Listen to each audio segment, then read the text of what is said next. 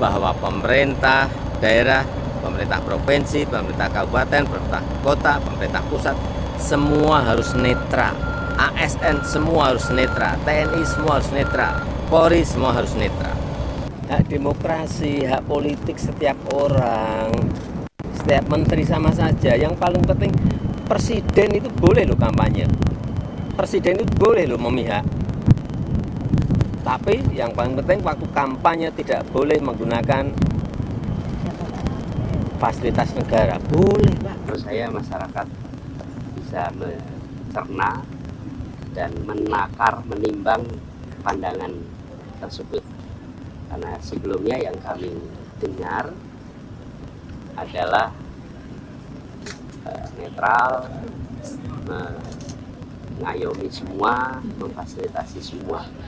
Jadi kami serahkan aja kepada masyarakat Indonesia.